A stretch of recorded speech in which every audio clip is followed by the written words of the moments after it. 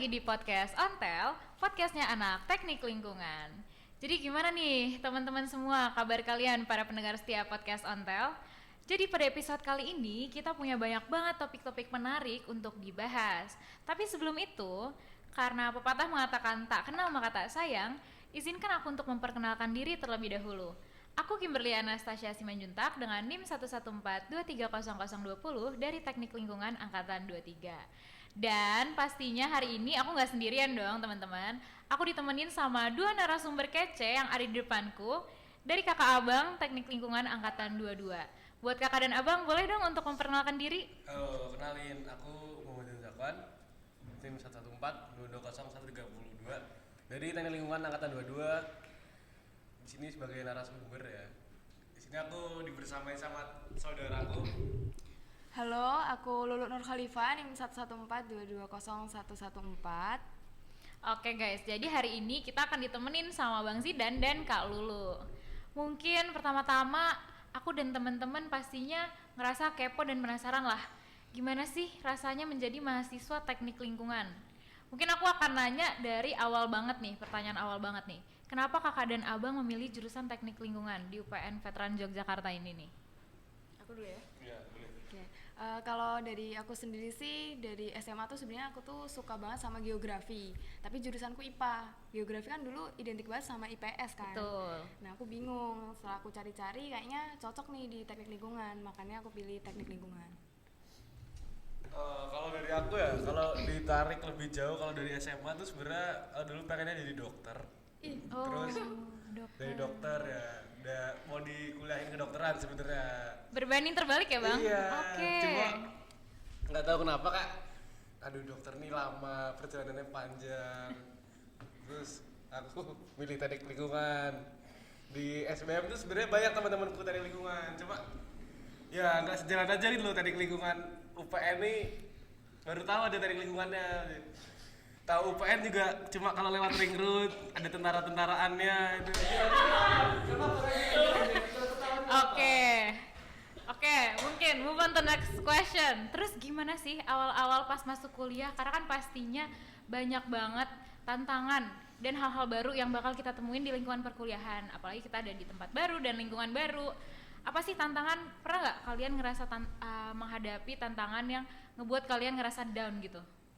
Mungkin dari Kak Lulu dulu ada kayaknya banyak tantangannya. Apa ya? Kalau tantanganku malah nggak ada loh. Semester 1 awal-awal kuliah tuh chill banget malah. Bener sih ya, waktu semester 1 tuh kita tuh cuma Iya, cuman kuliah. masih kuliah gitu ya, semester 1 tuh. Oh. Masih sering terlihat di kampus lah. Masih alim-alim, masih sering pakai baju putih. Terus semenjak kita beranjak ke semester 2 tuh disitulah mulai kayak wah di sini kita ngerasa salah jurusan tuh di semester 2 Iya, tuh, ya. Bener banget sih, aku setuju sih. Oke. Semester 2 nih bener-bener aduh kacau lah ini. 3 praktikum yang nggak sepemikiran sejalan sama tujuan awal kita masuk jurusan ini. Kalau dari aku sih gitu ya, semester 2 tuh bener-bener kayak mayat hidup gitu. Oke, keren. Nah, tadi kan ketemu tantangan tuh di semester 2 sama praktikum. Tapi sebelum ketemu tantangan, kalian udah pernah punya motivasi nggak untuk menghadapi suatu tantangan atau permasalahan tersebut? Motivasi ya. Kalau balik lagi motivasi kuliah tuh berkaca sama di belakangku ada kedua orang tuaku yang memberikan aku motivasi support buat kuliah. Jadi motivasi terbesarku buat kuliah ya mereka. Iya sih, kalau aku juga karena orang tua, juga karena ini tuh pilihanku sendiri, jadi aku apapun tantangannya bakalan aku jalanin. Iya, tanggung jawab, beban moralnya itu sih yang bikin motivasi terus. Oke, mungkin pertanyaan berikutnya. Pada saat kalian mengalami permasalahan seputar kuliah ini, permasalahan apa yang paling berat lah yang pernah kalian jalanin? Dan gimana sih cara kalian untuk menyelesaikannya? Sebenarnya kalau permasalahan yang berat di dunia seputaran perkuliahan ini paling ya seberat-seberatnya cuma praktikum, Iya, benar. tugas. Tugas pun itu kalau dari aku nggak semua aku kerjain sih. Tugas-tugas besar itu, makanya itu yang bikin berat. Kalau aku sih semua tugas praktikum tuh nggak aku anggap berat ya, balik lagi ke tadi karena apa yang udah aku pilih itu sebisa mungkin aku komitmen tanggung jawab buat ngejalanin gitu. Oke, keren. Berarti memang cara menyelesaikan adalah tanggung jawab dan komitmen. Wah. Oke. Gimana cuy ini? Oke, riset. Oke, mungkin jadi cara penyelesaiannya dengan tanggung jawab dan komitmen. Betul Oke. sekali. Nextnya, kan kita tahu nih jurusan teknik. Kalau dibilang teknik pasti orang-orang mikirnya teknik hektik, sibuk, banyak lah kegiatannya. Dengan jurusan teknik yang notabene adalah salah satu jurusan yang dihindari orang-orang karena kesibukannya. Gimana cara kakak dan abang untuk mengatur waktu kuliah dan nyambil sambil organisasi atau kegiatan-kegiatan lainnya saat di perkuliahan? Karena kan aku tahu juga nih kalau Kak Lulu dan Bang Zidan nih tergabung di beberapa organisasi lain lah selain menjadi mahasiswa kayak gitu. Mungkin bisa dijawab Kak Lulu dulu ya, ini kayaknya paling sibuk nih muka.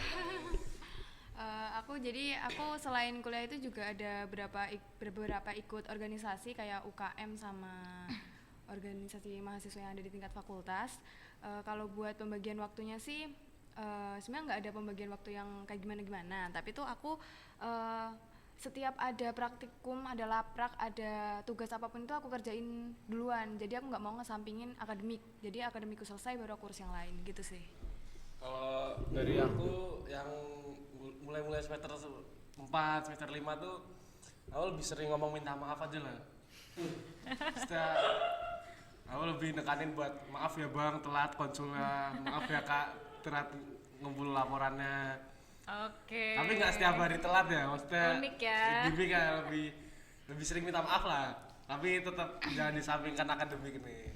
Oke, berarti kalau Kak Lulu tuh aku tarik kesimpulannya, kalau Kak Lulu mengedepankan akademik, kalau Bang Zidan mengedepankan minta maaf duluan ya. Oke.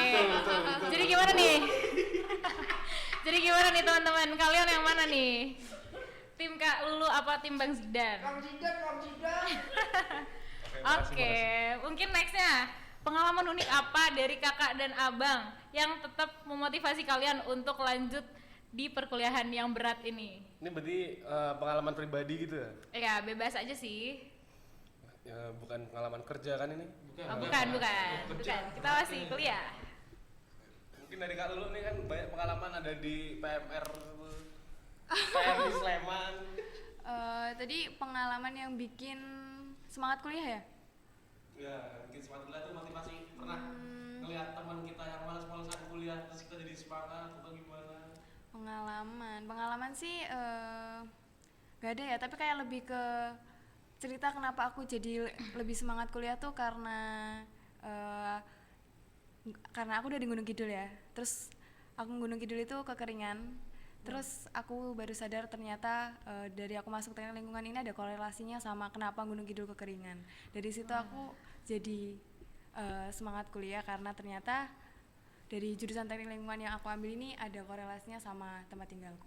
Wah, keren banget ya, keren. Kalau Bang Zidan gimana nih Bang Zidan? Kalau aku motivasiku simpel karena pengalaman unik buat ini namanya apa ya tadi? Ini tanya apa pengalaman pribadi ya? Motivasi Bang, motivasi. Bukannya motivasi udah ya? Pengalaman unik yang bikin Dan semangat pengalaman kuliah. unik. Iya. Kalau buat pengalaman unik ya kak, kalau lihat ke bawah tuh masih banyak orang yang nggak bisa kuliah tuh kan sedian. Jadi sebisa mungkin dengan dapatnya kita waktu buat kuliah tuh dimanfaatkan. Kayak sebenarnya kuliah nih kita tuh beli waktu buat belajar. Nah, yang orang-orang di luar sana belum tentu bisa beli waktu sama seperti kita buat belajar. Oke, keren banget ya teman-teman. Nah, mungkin pertanyaan selanjutnya, kan kakak dan abang pernah tuh menghadapi permasalahan dimana semangatnya tuh lagi turun lah. Intinya pasti adalah saat-saat dimana nggak semangat nih, lagi males nih, capek. Ada nggak sih faktor eksternal dari luar yang membantu kakak dan abang untuk menyelesaikan permasalahan itu? Contohnya orang spesial kah, atau lingkungan yang lain kah? Ada nggak faktor eksternal apa tuh?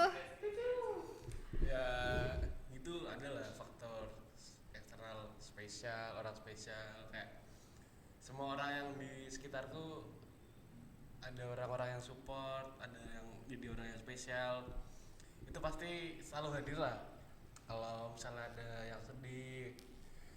Ini kan apalagi kalau setiap malam Rabu malam tuh, malam Kamis tuh, itu bisa aja kita senang-senang bareng-bareng di kos ini, namanya di kos iblis.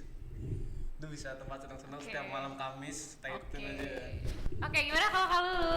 Kalau aku faktor eksternal itu dari teman-teman sih, teman-teman berpengaruh banget ke ke Support system semangat lah ya. kita. Iya bener banget. Benar-benar oke. Benar relate. Oke. Nah, nextnya nih. Sebagai mahasiswa semester pertengahan, kan kakak dan abang sekarang udah semester 5 ya? 5. Boleh tahu nggak sih di kapan titik terendah kalian selama kalian berada di sini? Semester ini sih, sekarang ini banget. Ya, ini titik terendah tuh Iya. ketika kita lagi nulis banyak banget yang harus ditulis, tapi kita belum nulis tuh titik terendahnya di semester ini. Oke, ada Titik- pernah? Oke. Berarti Kita- semester ini ya. Pernah nggak sih ada ngerasa pengen nyerah? Aduh, aku kayak salah jurusan nih. Aduh, aku capek banget. Apa nggak usah lanjut aja ya? Pernah nggak ngerasa kayak gitu? Dan apa yang kalian lakuin? Ya kalau dirasa salah jurusan kan balik lagi udah salah jurusan dari semester 2 gitu loh. Oke. Tapi kan udah semester 5 nih, udah hitungannya udah berapa tahun kita ya? Nanggung lah kalau Iya. mau keluar. Mau pindah ke dokteran juga udah nggak bisa kan, udah lama lagi ntar belum yang Betul. lain-lainnya. Kalau lu gimana? Kalau aku sih, kalau aku buat titik terendahnya itu semester ini karena emang bener-bener semester ini 3 praktikum lagi kayak semester 2 ya kan. Betul. Ngeri nih praktikumnya. Nah, ngeri. terus kebetulan juga dari organisasi yang aku ikutin tuh prokernya lagi jalan bareng-bareng. Terus kita juga mau KL juga, itu nambahin pikiran banget sih. Oke. KL kita 10 hari, Wow. proker belum jalan, Wah, praktikum belum selesai. Waduh. besok Senin ekskursi. Iya kan, itu kan. Sibuk banget ya. Oke. Nah, ini ada korelasinya dengan jawaban yang baru saja kakak dan abang sampaikan.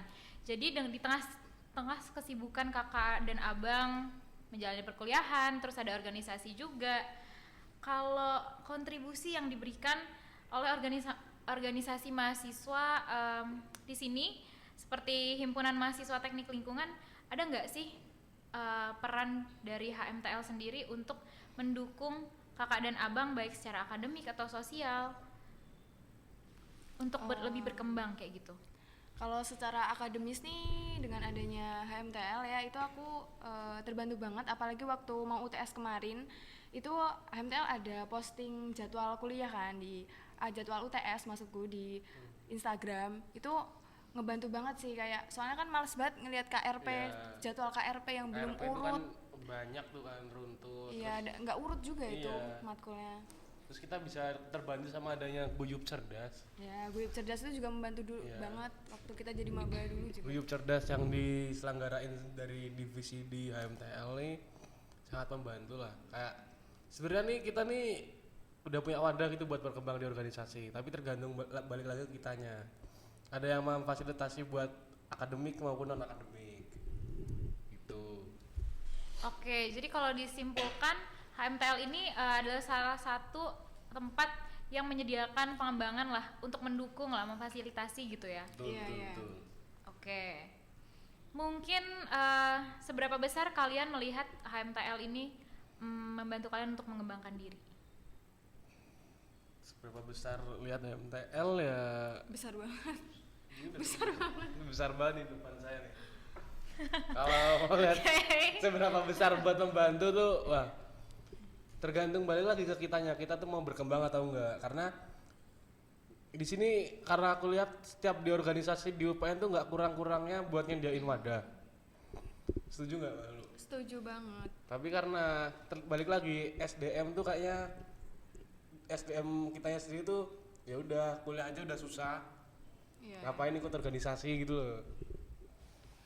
Oke, mungkin nextnya buat kakak dan abang, gimana sih tadi udah dijelasin tuh tentang manajemen waktu. Nah, cuman mungkin kita mau tahu nih yang lebih detailnya organisasi apa yang saat ini lagi kalian ikutin dan gimana sih detail manajemen waktu kalian. Mungkin bisa dari Kak Lulu duluan mau ngasih tahu. Kalau aku sih dari organisasi itu aku ada ikut BS itu Biatun Soli, ada di bawahnya HMTL juga.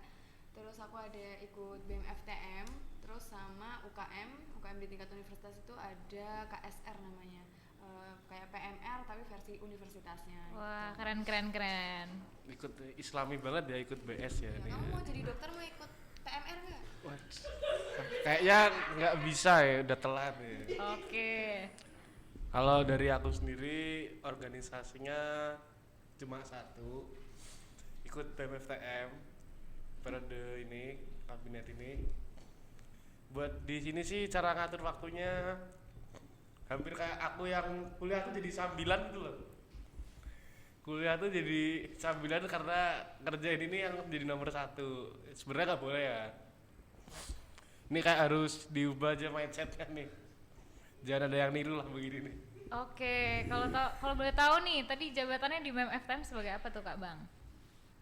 Wih, Kalau jabatan. aku cuma jadi staff di divisi Litbang. Oke, berarti litbang tuh berarti pinter lah ya Kak. Kalau Ih. di litbang kan biasanya, IPK-nya 4 kalau nggak salah nih. wah keren banget kalau lu.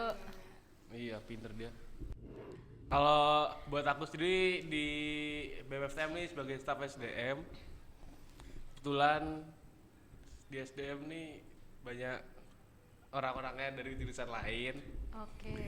Banyak lah, kalau kita masuk organisasi yang lebih luas tuh bakal temu banyak relasi yang bisa bermanfaat. Oke.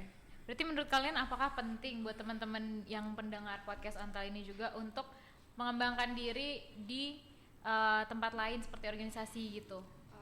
Kalau dari aku sih menurutku penting banget karena kalau di suatu organisasi itu kita pasti pegang proker kan. Nah dari kita pegang proker itu kita bisa manajerial waktunya tuh, manajerial waktu tim itu bisa banget didapat dari situ. Jadi yang kita dapat dari pegang proker itu bisa kita terapin ke perkuliahan. Oke. Betul sih, kalau kita nggak belajar buat berkembang, mau sampai kapan gitu loh.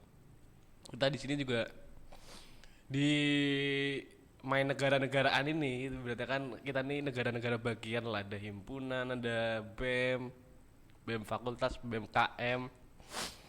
Sebenarnya kita di sini tuh diajar buat tahu buat kondisi negara yang aslinya tuh kayak gimana. Negara versi kecil lah, miniatur lah kita di sini tuh, buat kita berkembang besoknya. Oke, makasih ya Kak dan Bang buat jawabannya. Jadi teman-teman yang bisa aku tarik adalah organisasi itu juga penting, sangat penting sekali untuk mengembangkan diri. Nah, terkait dengan yang tadi nih, aku bisa ngeliat nih kalau misalnya Kak Lulu dan Bang Zidan ini karakternya adalah dua karakter yang lumayan bertolak belakang ya, lumayan berbeda. Nah, ada nggak sih korelasi perbedaan karakter kalian dengan mental health anak muda zaman sekarang nih kan, apalagi Gen Z nih kan sering banget ya ngomongin tentang mental health dan kaitannya dengan dunia perkuliahan lah. Ada Menarik sih banget. korelasinya. Jujur aku pengen kayak Zidane sih yang bisa chill, telat YOLO. apapun tinggal minta maaf. YOLO banget ya. Iya. Sebenarnya aku dari diriku sendiri juga bingung. Bingung ya. Terlalu, aku tuh Santai. orangnya jujur nggak pernah panik. Aku sampai teman-temanku tuh seheran itu kok kamu setiap ngadepin masalah tuh bisa kayak gitu. Kayak yang baru-baru ini aja kemarin kebetulan aku nggak dibolehin ikut UTS. Tapi ya udah aku langsung keluar. Waduh, kenapa tuh Bang? Itu sebenarnya masalahnya sepele gara-gara nggak boleh nunjukin KTP harus apa namanya? KTM. Betul kayak gitu Kak. Banyak lah masalah-masalah yang tetap pembawaan tetap santai, Kak. Pernah dompet kecopetan. Waduh. Banyak itu, tapi alhamdulillah tuh santaian itu terpakai ya di dunia kuliah ini ya. Jadi lebih banyak buat minta maaf aja lah gitu. Sama kita tetap fokus sama kuliah kita, tapi jangan tumpang tindih lah intinya. Oke, berdasarkan dari pernyataan Kak Lulu dan Bang Zidan tadi, kan ada 2 tipe mahasiswa ya teman-teman. Jadi which one are you guys? Yang mana kalian? Lebih condong ke Bang Zidan atau ke Kak Lulu? Coblos. Oke, mungkin aku juga mau nanya-nanya nih tentang fun question aja sih buat seru-seruan. Aku mau tahu dong cerita-cerita lucu kalian selama kalian menjadi 2 tahun di Jogja nih. Cerita-cerita lucu apa sih yang pernah kalian alamin? Boleh dong diceritain. Ini kalau cerita lucu nih banyak ya sebenarnya, kayak dari semester 1 sampai semester ini cerita lucu tuh berkaitan sama orang-orang sekitarku yang ada di TL juga gitu loh. Dari Teman-temannya. ya teman-temanku tuh ada tuh yang dia di semester 2 tuh sempet nangis Waduh. gara-gara seorang cewek. Kenapa tuh Bang? Waduh. Dia tuh ibaratnya kayak udah nih posisinya akhir tahun nih. Dia tuh udah posisinya udah beli tiket pesawat. Oke. Mau balik ke kampung halamannya kan. Oke. Mumpung liburan panjang nih. Betul banget. Dia tuh udah nyusun jadwal mau balik tanggal berapa karena dia ngikutin ceweknya. Oke. Kebetulan ceweknya ternyata ngebohongin dia. Waduh, ngebohongin apa tuh? Misalkan dia ngomongnya balik tanggal 25. Nah si temanku ini baliknya kan tanggal 27 kan, ibaratnya dia ngehormatin ceweknya, kayak nungguin lah ceweknya balik duluan. Oke, gentleman. Oke. Ternyata ceweknya nggak balik tanggal 25, baliknya Waduh. masih tanggal 30. Waduh. Nah kecewa. si temanku ini nangis itu sampai Ya. ditelepon ayahnya minta refund tiket. Oke. Sedih lah ceritanya lah. Tapi kalau dari Bang Zidan ada nggak nih? Ini kan cerita temennya Bang Zidan nih. Kalau dari Bang Zidan sendiri ada apa nih? Cerita apa? Kalau cerita lucuku sih banyak ya, banyak ya. Kayak sebenarnya kan aku ini orangnya gabutan ya itu kan ya. Kayak tiba-tiba mau kemana. Kayak makan tuh gak mau yang deket-deket sini gitu loh, harus agak jauhan. Kemana tuh? Jauhan ke Solo kah atau kemana kah? Ya enggak, kayak misalnya kita makan di kota gitu kan. Misalnya kemarin ya baru-baru aja aku sama bareng-bareng itu kita jam 2 pagi tuh keliling Pogung teman-teman ya, kalau kalian tahu. Karena kita saking nggak ada kerjaannya, kita udah selesai laprak, belum ada deadline lagi. Kita nyari kesibukannya jalan-jalan keliling Pogung. Ya kebanyakan pengalaman di sini pengalamanku sama temenku sih lebihnya, karena kita hidupnya bersosialisasi kan. Oke, social butterfly banget ya anaknya kalau Iya. dilihat-lihat. Apalagi pokoknya hari-hari sakral tuh di kalender tuh Rabu malam itu tuh hari paling istimewa lah Oke, pokoknya. Rabu malam. Oke, kalau lu gimana nih? Aku Harusnya dengar. kalau cerita lucu tuh kamu ceritain celanamu gak sih? Waduh. Televisi itu harus kamu ceritain kalau cerita lucu tuh. Cerita. Jadi waktu KL Zidan itu pernah jemur celananya di tanah, dan celananya itu ceritain lah kondisi celanamu itu. Jadi sana aku tuh kebetulan aku kan anaknya denim head banget ya. Oke. Jadi cara denimku tuh udah 2 tahun nggak pernah dicuci. 2 tahun. 2 tahun. Bentar guys, aku shock banget nih. 2 tahun gak dicuci. Oke. Sampai terus. sekarang mungkin 2 tahun, tapi posisinya kalau sampai KL mungkin baru 1,5 tahun. Itu nggak dicuci, aku pakai KL, kemudian niatnya aku jemur di atas kan. Pas aku tinggal tidur kok udah di tanah itu. Dikira orang-orang tuh sana nggak kepake, padahal masih kepake. Waduh. Ya gitulah, denim 2 tahun nggak dicuci ya, dimaklumin aja lah. Bukan berarti kotor. Berdiri itu ibaratnya di situ lah. Nilai-nilai kita saat kuliah tuh tertanam semua gitu loh. Kacau. Astaga. Itu yang nemenin perjalanan kuliah tuh celana itu sebenarnya. Korsa ini juga sama. Berapa tahun nih kalau Korsa? Ini kalau Korsa dari awal Wah, sematkan. kelihatannya juga kelihatannya agak Iya. kotor banget ya itu ya. Bukan agak kotor sih, ini emang bagus. Fashion. Ini style 2024 kalau kalian tahu nih. Tuh, mic-nya aja nggak terima. Oke, sangat menghibur teman-teman. Kalau lu gimana kalau lu? Boleh dong diceritain pengalaman yang lucu-lucu, cerita-cerita lucu gitu loh. Kalau lu nih setiap minggu ke naik gunung dia lo. Oh Ya, iya. aku setiap minggu naik gunung. Gunung Kidul. Iya benar Gunung Kidul. Oke. Mungkin cukup sekian dari kami. Oh, Jadi nggak? boleh. Oke, mungkin pertanyaan apa ya? Oke, mungkin pertanyaan berikutnya. Kan anak TL nih, katanya pencinta alam banget. Kan banyak banget tuh anak TL yang selalu update dengan lingkungan. Jadi kalian nih udah pernah naik gunung mana aja nih? kalau aku sih kebetulan yang terbaru nih yang lagi hangat-hangatnya naik Gunung Rinjani ya. Wah, keren banget. Wede. Rinjani itu kebetulan 2 minggu di Lombok. Wah, asik. Itu kita berangkat tuh bareng-bareng sama anak-anak TL juga angkatanku. Sekitar 11 orang. Tapi pas pulang tuh hampir sisa 10 orang. Untungnya masih selamat semua. Waduh. Ini sebenarnya bukan pengalaman lucu tapi mengerikan nih ya. Ada 1 orang yang hampir masuk jurang. Waduh. Tapi alhamdulillah selamat ya, masih selamat lah. Mungkin kalau Kak Lulu mau naik gunung yang mana lagi? Kalau aku mungkin pengalamanku naik gunung nggak sebanyak Zidan ya. Aku cuma naik gunung 1. Gunung apa tuh, Tapi Kak? tapi sering. Oh, tapi Hampir setiap sering. minggu aku naik gunung Oke. ini. Gunung Kidul. Oke, Gunung Kidul. Oke. Nggak apa-apa. Jadi sebagai anak teknik lingkungan nih yang aku pelajari tentang naik gunung nih, kita bukan sekedar tahu gunung itu loh. Tapi kita sambil tadabbur alam. Apa tuh? Tadabbur alam itu Apa mencintai ciptaan Tuhan.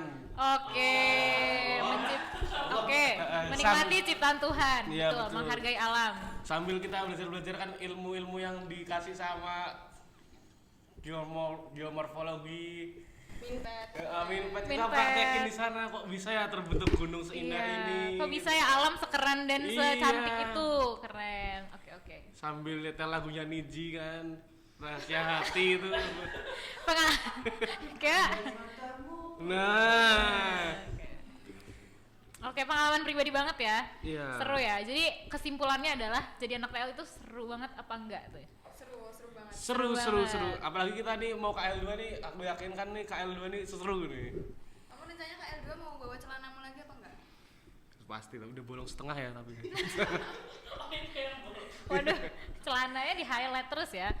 Oke, mungkin cukup sekian fun question dari aku. Closing statement ya, closing statement. Oh iya, satu lagi. Oke. Nah, Oke, mungkin sekian dari pertanyaan-pertanyaan dari aku. Aku mau mengucapkan terima kasih banyak tadi pada Kak Lulu dan Bang Zidan. Mungkin closing statement apa yang bisa kalian kasih buat podcast Ontel kali ini? buat pemirsa dari Sabang sampai Merauke, kalau ada yang nonton Ontel podcast nih jangan ragu buat masuk teknik lingkungan karena bakal ketemu orang yang seru-seru, asik-asik, sama nggak terpikirkan lah orang kalian kok ada orang kayak gini di sini tuh. Mungkin sekian dari aku, terima kasih.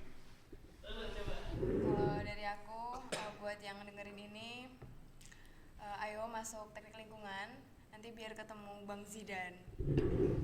Tapi kalau kalian yang masuk udah jauh dari aku, sorry kita nggak bisa ketemu ya karena tahun depan aku lulus saya. Oke, amin. Kita aminkan bersama-sama ya.